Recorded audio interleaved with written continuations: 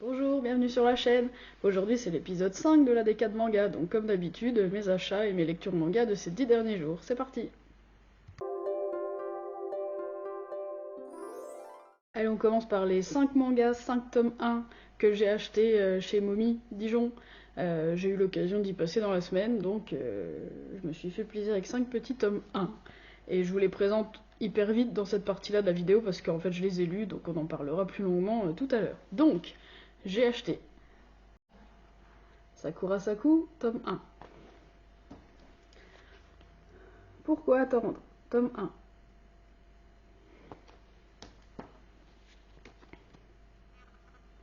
Isabella Bird, tome 1 aussi. Frieren, tome 1. Sexy Cosplay Doll, tome 1. Voilà, ça c'est les 5 tomes que j'ai achetés chez Moby. Et puis j'ai juste fait 2 petites commandes Vinted. J'en avais fait 3 à l'origine et il y en a une qui me plaisait bien et qui a été annulée parce que la vendeuse m'a pas envoyé le manga. J'étais un tout petit peu déçue quand même. Bon, c'est des choses qui arrivent. Mais j'ai trouvé à un prix hyper raisonnable en scène le tome 18. J'avais trouvé le tome 19, mais c'est celui-là qu'on m'a pas envoyé, ce qui est bien dommage.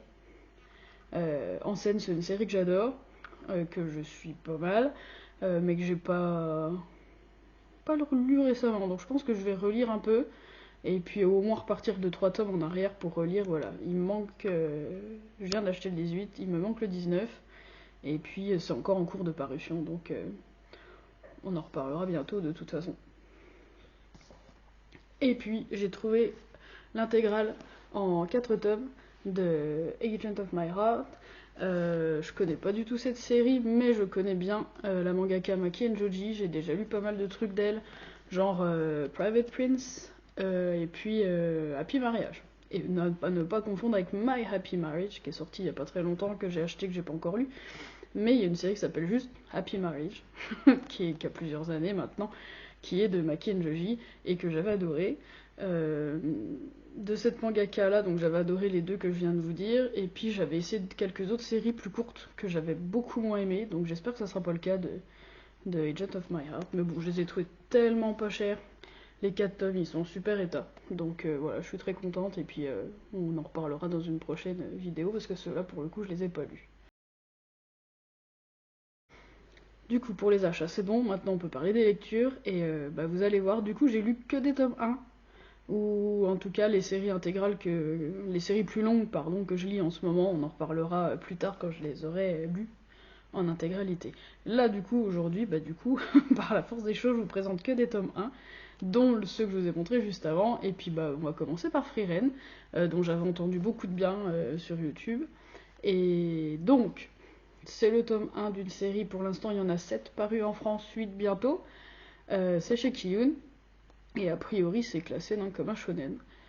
Ça raconte l'histoire des aventuriers que vous voyez là. Donc Frieren l'elfe, Himmel le héros chevalier, Aisen le nain et puis Aiter le prêtre, qui rentrent victorieux de leur mission et qui se séparent après 10 ans d'aventure voilà, dans un univers un peu RPG comme ça. Et puis ensuite, on les retrouve 50 ans plus tard. Donc vous allez dire, c'est beaucoup 50 ans. Bah ça dépend pour qui, parce qu'en fait, et puis ça va être un peu le nœud de l'histoire, Frieren, elle c'est une elfe mage, et elle a quasi pas vieilli en 50 ans. Mais les autres beaucoup plus. Et du coup, elle les retrouve par-ci par-là, au gré de petites aventures comme ça. Et puis, en fait, ça la touche beaucoup de les voir vieillis, voire plus, je vous spoil pas. Et puis, du coup, elle va se donner comme nouvelle mission de mieux comprendre les humains. Et puis, par le biais d'une aventure, elle se découvre une apprentie mage qui s'appelle Fern, et puis toutes les deux, elles vont partir comme ça, un petit peu à l'aventure. Voilà pour le pitch. Moi, en fait, voilà, j'en avais entendu du bien, mais je savais pas trop à quoi m'attendre, mais je me suis plongée dans un univers comme ça de RPG avec des mages, voilà, ça me parle. Ça me parle pas mal. J'ai trouvé les dessins très beaux, et puis les décors très travaillés, c'est bien. Il y a beaucoup de décors. Je vais vous montrer quand même quelques planches, que vous voyez un petit peu à quoi ça ressemble. Donc là, on voit Frieren, justement.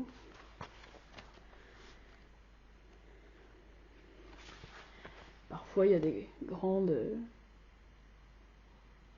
grandes planches, des beaux dessins par moment quand même. Et puis sinon voilà, un découpage assez simple, plutôt carré, mais qui est très clair, quoi, qui est très lisible. Moi j'ai trouvé ça doux, j'ai trouvé ça nostalgique. C'est pour l'instant, je sais pas comment ça va évoluer, mais pour l'instant c'est quand même ça qui domine. Les personnages sont attachants, voilà, et puis bah voilà, ça m'a plutôt envie de donner envie d'acheter la suite. A priori, ça me plaît bien. Je sais pas trop quoi vous en dire plus. J'ai pas l'habitude de lire des mangas de ce style-là, mais ça m'a bien plu. Donc si vous aimez l'heroic fantasy, je pense que l'univers va vous parler. Puis à partir de là, c'est tout doux. Et, ouais, moi ça m'a plu. En tout cas, j'ai passé un bon moment et je pense que je vais acheter la suite. Ah, on continue avec Sakura Saku, c'est le premier tome d'un shoujo lycéen hyper frais dont on parle beaucoup en ce moment. Pour peu que vous vous intéressiez au shoujo, je pense que vous en avez entendu parler du coup. Difficile de passer à côté parce que c'est le retour d'une mangaka qu'on connaît bien, que moi j'ai jamais lu personnellement, mais que du coup je pense que je vais m'y mettre, qui s'appelle Yosaki Saka et on entend parler que d'elle en ce moment. Et donc bah voilà, moi j'ai craqué, en plus regardez cette couverture, moi ça m'attire direct. Donc c'est l'histoire de Sakura que vous voyez là, qui est secourue par un inconnu dans le métro alors qu'elle fait un malaise. Et puis ça lui fait tellement plaisir que quelqu'un d'inconnu justement ait pris soin d'elle, qu'elle décide elle-même de devenir un bon samaritain. Et j'utilise cette expression-là exprès parce qu'on l'entend dans le manga aussi, vous verrez. Et puis bah, ça lui fait plaisir au quotidien de se rendre utile comme ça et de rendre service. Et puis en même temps, en parallèle, elle cherche désespérément son sauveur, dont elle a le nom parce qu'il lui a laissé un petit mot quand il l'a secouru dans le métro. Mais voilà, elle le cherche et puis bah, elle sait pas trop qui c'est, elle a juste un nom, donc à partir de là c'est un peu vague quand même. Il avait laissé son numéro, oui il y a une histoire, il avait laissé son numéro de téléphone mais c'est pas le bon. Enfin en tout cas, il y a personne au bout. Donc l'enquête piétine un petit peu. Et puis en fait, au lycée, il y a un garçon qui est dans sa classe, qui a priori serait le petit frère de son sauveur. Donc elle essaye de passer un peu par ce mec-là pour essayer d'approcher son sauveur. Et je vous spoil pas plus, c'est le pitch de départ. C'est un peu ça l'histoire, voilà. Au niveau graphisme, moi je trouve ça trop beau. C'est aéré, c'est clair, c'est fin. Euh, les visages sont expressifs. Je vous montre un peu. Moi, ça me fait trop du bien de lire ce genre de truc. Parce que voilà, on passe un bon moment.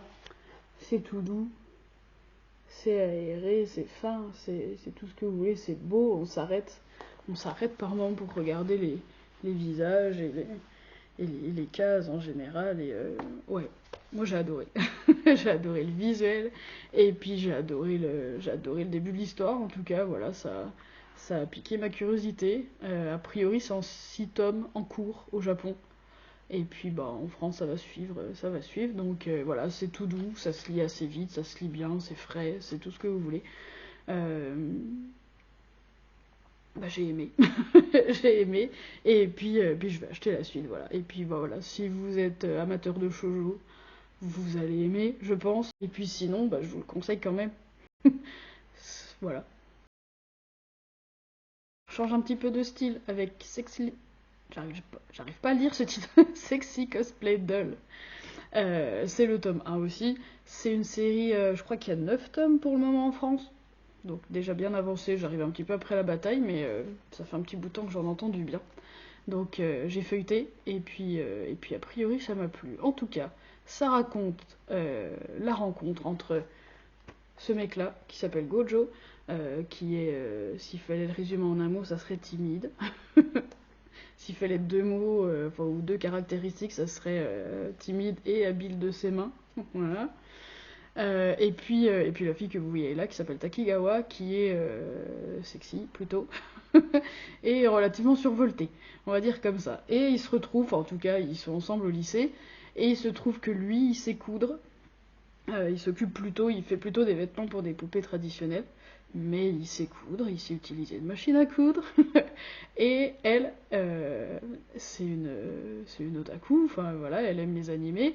euh, et elle se sent un petit peu seule dans son entourage proche d'ailleurs à avoir une passion pour les animés. Elle est très sociable, mais ça la rend un petit peu différente de ses amis. Et puis, elle adorerait faire du cosplay. Elle adorerait, mais elle sait pas coudre pour le coup. Vous voyez un petit peu où je veux en venir. Et bah, elle découvre dans la salle de couture du lycée que Gojo, lui, il sait faire. Et puis bah du coup, voilà, ça la passionne de ouf. Elle s'autoproclame un petit peu son amie. Et puis elle le nomme son couturier en lui expliquant voilà, je veux faire du cosplay, voilà le costume que je voudrais. Bon. Et voilà, elle lui demande pas trop son avis. Enfin, comme je vous dis, elle est un peu survoltée, elle prend un peu de place.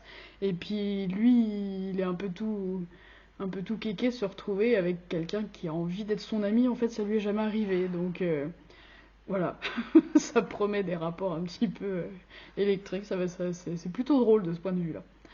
Moi, du coup, j'ai trouvé ça drôle, ouais. J'ai trouvé ça assez énergique. Puis j'ai trouvé ça réaliste aussi. Du point de vue, enfin, le peu qu'on a vu de la couture, comment c'est abordé, du point de vue des relations humaines, j'ai trouvé ça réaliste, ça m'a plu. Et ils ont des personnalités tellement éloignées, c'est assez drôle du coup, c'est ça qui va créer le comic, c'est ça qui va créer un super duo qui fait un peu des étincelles, hein.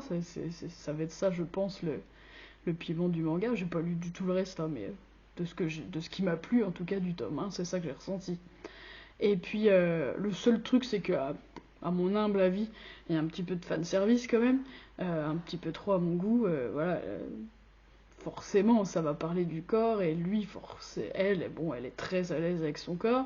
Forcément, le personnage en qui elle veut se cosplayer, forcément, c'est une nana avec un énorme décolleté et un truc hyper sexy. Forcément. Et puis lui, bah, il est très mal à l'aise avec les filles. Forcément. Voilà un peu le genre de rapport que ça a donné. Mais bon, moi j'ai trouvé ça drôle, j'ai pas trouvé ça dérangeant du tout. Au contraire, c'est sympa que ça soit elle qui assume à fond son corps et qui assume son côté sexy et qui met. Enfin voilà, j'ai trouvé ça chouette. En tout cas, j'ai trouvé ça énergique, j'ai aimé les dessins, je vais vous montrer quelques planches quand même. Euh, voilà, assez classique, mais agréable. Mais agréable. Elle est vive comme fille. J'ai beaucoup aimé. Et puis bah voilà, bon, j'ai passé un bon moment, j'ai pas été non plus transcendée, mais ouais, voilà, j'ai trouvé ça drôle, j'ai trouvé ça fun. C'est pas exclu que j'achète la suite, ouais. Je crois que j'ai pas précisé du tout que les deux tomes d'avant étaient édités chez Kana, soit dit en passant, donc merci Kana. On continue avec cette fois on est chez Soleil Manga avec du coup c'est le premier tome de Pourquoi attendre. C'est un petit peu le même style, en même temps pas tout à fait, je m'explique. On va suivre le couple que vous voyez là, Yuri et Keiichiro, qui sont lycéens tous les deux, et qui sont en couple, enfin en tout cas ils se mettent en couple dès le tout début du tome 1. Malheureusement, ce qui va un petit peu pimenter leur histoire, parce que visiblement ils se sont trouvés, et ils se plaisent énormément, c'est que Yuri, la fille donc, elle a des envies de couple normal, des clichés un peu de la lycéenne amourachée, qui a envie de passer du temps avec son amoureux, qui veut lui téléphoner, lui envoyer des messages sans arrêt, et puis qui veut le toucher et éventuellement l'embrasser quand même. Sauf que, là où ça se complique un peu, c'est que Keiichiro, lui, il est issu d'une famille politique. Son père et son grand-père ont été premiers ministres du Japon. Donc voilà, on est quand même dans la haute sphère politique. Il est élevé de manière quand même relativement hyper stricte.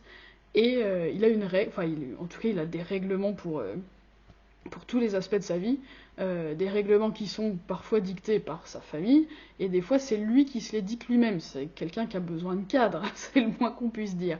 Et en tout cas, il y a une règle qui existe, et là c'est pas lui qui se l'est fixée, il a interdiction d'avoir des contacts physiques avec une fille avant ses 18 ans. Voilà où ça commence, voilà où commencent les problèmes.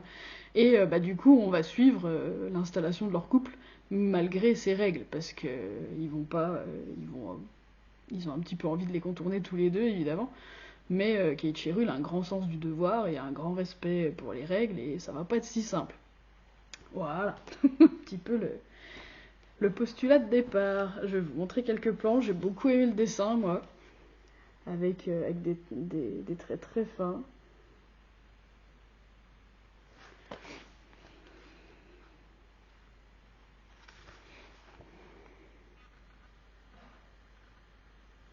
Des visages hyper expressifs, et puis des têtes déformées, que je trouve vraiment très drôle. On a déjà vu ça dans plein d'autres mangas, mais sur moi ça marche à tous les coups. Qu'est-ce que j'ai dit? Oui, il y a souvent des grandes illustrations presque sur toute une page. Je peux pas vous montrer celle-là, ça serait vous spoiler, mais il y en a pas mal. Et je trouve que c'est hyper bien géré à chaque fois comment elles arrivent. C'est vraiment pour insister sur une phrase, sur une réponse ou sur un sentiment particulier. Et c'est toujours très clair et très expressif, et j'ai beaucoup aimé cette gestion-là. Sinon, point de vue de l'histoire, moi j'ai trouvé ça drôle. Voilà, Yuri, elle est hyper énergique, elle est déterminée, elle monte dans les tours, elle et en même temps, elle est hyper mignonne, elle est toute gaga devant son amoureux. Donc, ouais, ça part dans tous les sens niveau sentiments. J'ai trouvé ça vraiment vraiment chouette, la façon dont elle était gérée, elle aussi. Euh, j'ai eu par moments quelques petits soucis de lecture où il y a des bulles, bah je savais plus qui parlait, quoi. Des fois c'était elle, des fois c'était lui, on entend leur pensée à tous les deux, et il y a quelques fois où j'ai dû relire parce que je savais plus qui parlait, quoi. Donc il y a juste eu ça comme souci ponctuel, mais c'est revenu quelques fois, voilà. Et puis sinon au niveau de l'histoire, voilà, j'ai trouvé ça énergique, ça, voilà, on s'ennuie pas du tout, c'est drôle, voilà, moi j'ai bien aimé. J'ai bien aimé, j'ai plutôt ri, et bah du coup, ouais, je veux bien la suite. Et on continue avec Isabella Bird. Là, pareil, j'arrive un petit peu après la bataille. C'est une série qui a déjà 9 tomes en France, dont j'avais entendu parler, où je m'étais dit, ça peut être carrément chouette. Alors, je sais pas pourquoi je l'ai pas acheté en fait. Et puis bah, maintenant que j'ai le tome 1 et que je l'ai lu, je confirme, c'est carrément chouette en vrai. Moi, ça me parle ce genre de manga là. J'ai déjà du même style Arte ou Bright Stories ou Emma, même style le style de Kawomori qui ressemble énormément à ce style de dessin là. Donc, c'est carrément ma came en vrai. Voilà. Donc, ça raconte quand même, que je vous raconte un tout petit peu, c'est les voyages, bah, comme vous pouvez voir, de l'exploratrice Isabella Bird et de son interprète Ito à travers le Japon en fait. Elle est anglaise, et elle se trouve, Ito, comme interprète sur place, et puis ils partent à l'aventure. Elle a un chemin tracé, un itinéraire qu'elle a envie de prendre, et puis voilà, après c'est leur péripétie. Et moi, donc les dessins, faut que je vous montre, parce que s'il fallait que j'apprenne à dessiner, je pense que c'est par là que j'irais. J'adorerais dessiner comme ça. Donc voilà, il y a un découpage assez carré, des beaux décors, des visages expressifs. Non, ça se lit super, c'est très clair. On voyage, quoi. On voyage, c'est le cas de le dire, parce qu'elle aussi. Et puis, non, moi ça me parle, ce genre de manga en général, où on découvre le Japon. De toute façon, c'est ce qui me plaît particulièrement. Là, en plus, historiquement, ça a l'air hyper bien renseigné, donc ça ajoute de la valeur. Et puis, voilà, j'ai trouvé ça très humain, j'ai trouvé ça intéressant d'un point de vue historique, d'un point de vue humain, d'un point de vue voyage. Donc, non, non, j'ai adoré. Et puis, je veux la suite, c'est sûr. On continue avec Blue Box, le tome 1. Et là, j'ai le doigt dessus, c'est édité chez Delcourt Tonkam. Si vous suivez l'actualité manga, je pense que vous en avez forcément entendu parler. C'est difficile de passer à côté en ce moment, donc puis j'en ai entendu du bien. Donc je suis tombée dedans, évidemment. Que je vous raconte un peu. Donc c'est l'histoire de Taiki que vous voyez là, qui est membre du club de badminton. Et puis à côté, Chinatsu, qui elle est la star montante du club de basket. Il est amoureux d'elle. Ils se connaissent presque pas, mais ils flashent sur elle en tout cas. Et puis, je vous dis pas particulièrement pourquoi, vous découvrirez, mais Vlatipa, qui se retrouve à habiter sous le même toit. un truc très commun quand même dans les mangas. Chez nous, je suis pas sûre que ça arrive tant que ça, mais en tout cas au Japon, c'est un truc qui... Je sais pas si ça arrive en vrai. Ça mériterait d'être creusé. Bon, dans les mangas, ça arrive quand même très souvent. Bref. Donc, on les observe, se rapprocher, évidemment, et puis s'entraîner très dur, chacun dans leur club, avec pour objectif à moyen terme, on va dire ça comme ça, les championnats interlycées, bah, chacun avec leur club et les péripéties que ça va provoquer. Curieusement, en fait, je vous en ai parlé parce que je l'ai reçu la dernière fois, enfin, je vous en ai parlé dans ma dernière décade, parce que je l'avais reçu et je l'avais pas feuilleté avant, truc que je fais jamais d'habitude. D'habitude, je l'ai toujours feuilleté. Bon, là, ça s'est pas trouvé comme ça. J'ai fait une commande en ligne chez Mommy. Donc, au début, quand je l'ai ouvert, je me suis dit, oulala, les graphismes sont bizarres. Enfin, j'étais vraiment pas très séduite au début. Et puis finalement, bah, je les ai vite oubliés. Enfin, en tout cas, ils m'ont pas gêné tant que ça. Parce qu'en fait, c'est expressif et c'est clair et c'est efficace dans la mise en page. Il y a quelques belles illustrations de sport quand même. Je vais pas essayer de vous en montrer quelques-unes pendant que je vous parle. Il y a un truc avec les cheveux. Je trouve que les cheveux sont bizarres. C'est ça qui m'a un petit peu interpellée au départ. Et en fait, bah, les personnages sont tellement bien foutus.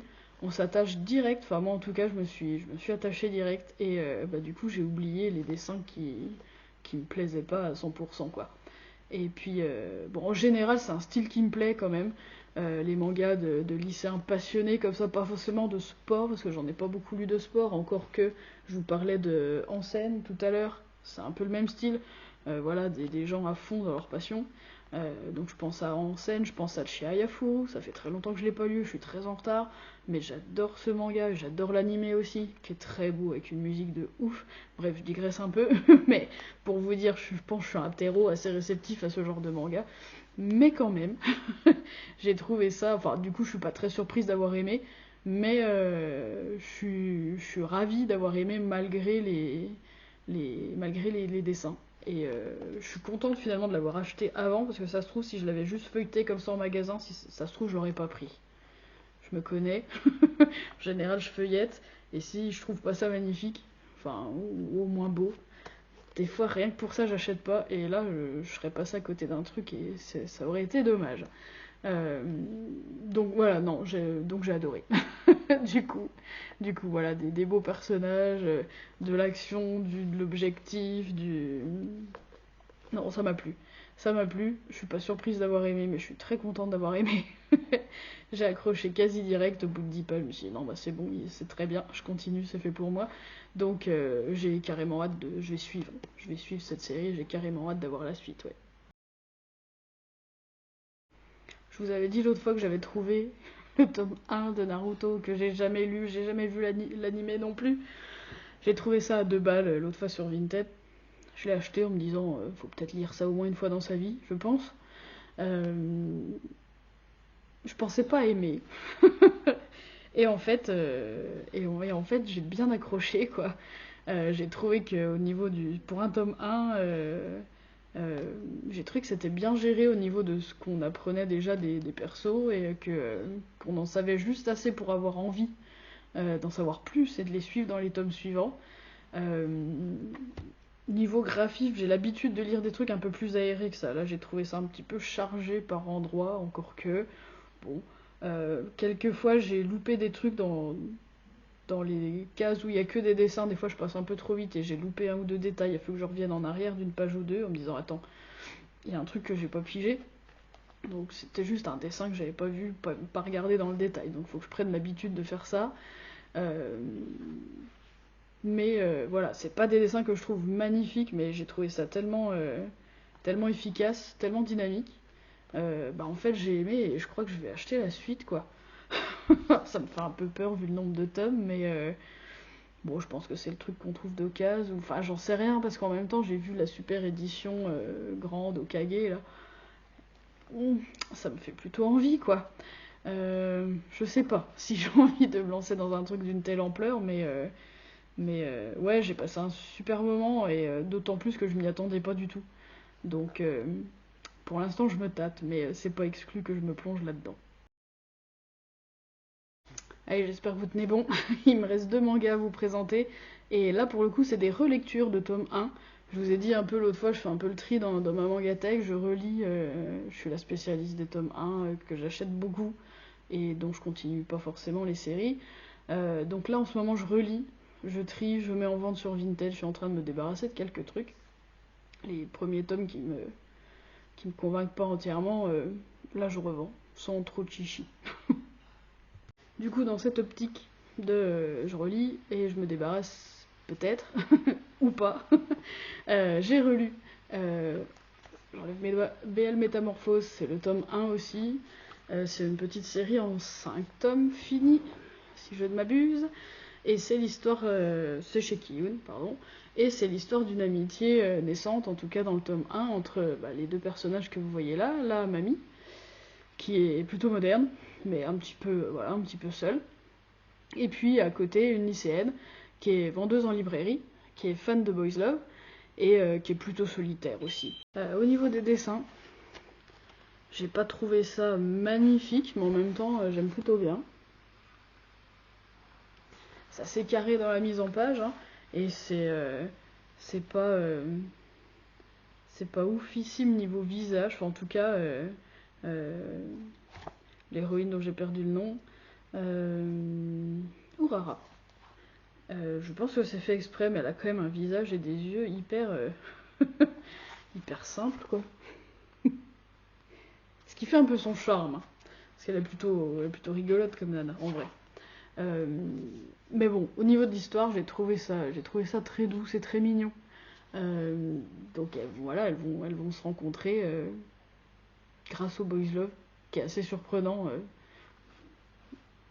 En même temps, elle a le droit de lire du Boys Love aussi, mamie, mais voilà, j'ai trouvé ça un tout petit peu curieux comme... Bon, en plus, elle le fait pas exprès au départ, hein, d'acheter son premier tome de Boys Love, c'est pas prévu. Et justement, la vendeuse la voit faire et se demande si elle devrait lui dire que voilà, que c'est des histoires d'amour entre garçons et que ça peut être un petit peu explicite. Bon, et puis finalement, la mamie va hyper accrocher. Et puis elles vont se revoir et voilà, ils vont une jolie histoire d'amitié. Moi j'ai trouvé ça très doux, voilà, c'est mignon, c'est plutôt drôle. Euh, les personnages sont attachants, voilà, c'est intéressant. J'ai passé un bon moment, c'est frais et tout. Je suis pas certaine d'acheter la suite.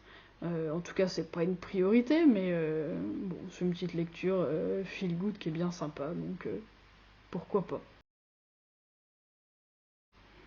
Allez, on finit avec ma relecture du tome 1 des Carnets de l'apothicaire. Pareil, c'est chez Kiyun. Et puis, donc, c'est les aventures de la fille que vous voyez là, qui s'appelle Mao Mao, qui est une jeune apothicaire au service de la cour impériale. Et puis, elle a un rôle un petit peu entre servante et dame de compagnie des courtisanes de l'empereur. Et puis, elle est aussi goûteuse. Elle est un petit peu médecin, un petit peu pharmacienne. Enfin, en fait, au départ, elle essaye de se faire, de rester inaperçue. Et puis, on se rend compte qu'elle sait lire et qu'elle a des talents d'apothicaire. Donc, elle monte un petit peu en grade. Et puis, comme elle résout quelques petites maladies par-ci par-là, les gens commencent à lui faire confiance. Faut que je vous montre quelques dessins parce que j'ai trouvé ça vraiment beau. Il y a des beaux décors, il y a des beaux visages, il y a des beaux habits. De ce point de vue-là, c'est vraiment chouette. Il y a des petits croquis comiques. Forcément, là, je vais pas en trouver, mais il y a des petits croquis comiques du visage de Mao Mao par endroits, parce qu'elle est vraiment très expressive comme jeune fille. Elle a des tas d'émotions différentes et tout est bien transcrit. Et ça, j'ai adoré aussi. C'est du coup, visuellement déjà, c'est hyper agréable à lire en tout cas. Puis, comme je disais un peu tout à l'heure avec Isabella Bird, moi ça me parle ce genre de manga. C'est vraiment ce que j'aime, c'est immersion dans le Japon. C'est un peu tranche de vie aussi sur le quotidien, voilà, de la cour au palais impérial. On se doute, pas encore trop pour le moment, mais on se doute qu'il va y avoir des intrigues amoureuses et politiques, voire les deux. Et puis tout ça à travers Mao Mao, donc qui est une héroïne super, elle est forte, elle est dynamique, elle est intelligente du coup, elle est drôle, elle m'a bien fait rire aussi, elle est hyper attachante pour tout ça. Et bah en fait, ouais, je me rappelais que j'avais plutôt bien aimé, mais sans être non plus transportée. Donc je confirme, j'ai bien aimé, et du coup je vais acheter la suite. Je suis contente, il y a plein de trucs qui m'ont plu. J'ai passé vraiment des bons moments de lecture. En plus, j'étais en vacances, donc j'ai lu ça tranquille, à tête reposée. Peut-être que j'étais plus réceptive que d'habitude, mais du coup, comme vous avez pu vous en rendre compte, il y a quand même pas mal de séries où j'ai dit ouais, j'ai bien aimé. Je vais acheter la suite. Voilà. D'où l'idée quand même en parallèle de faire un peu le vide avec les trucs qui m'ont pas vraiment séduite. Après, ça se discute, hein. Est-ce qu'un tome 1 est suffisant pour se faire la vie sur la série? Moi, je suis assez partante pour dire oui. Et si le tome 1 me... J'ai pas besoin d'être transcendé non plus pour acheter le 2, mais il y a quand même un minimum de prérequis, quoi. Donc là, effectivement, il y a pas mal de séries dont je vais acheter la suite. Ça a l'air bien parti pour, en tout cas. Donc, bah voilà, j'espère que je vous ai convaincu, j'espère que je vous ai donné envie de découvrir des nouvelles séries. Il y a pas mal de sorties quand même, là, pour le coup. Je suis assez dans l'actualité du manga, donc j'espère que ça vous a servi. Et puis, bah, n'hésitez pas à me dire, vous, ce que vous lisez en ce moment. Et puis on discute de tout ça dans les commentaires. Et puis bah, comme d'habitude, on se dit à dans 10 jours pour la prochaine décade manga. À bientôt!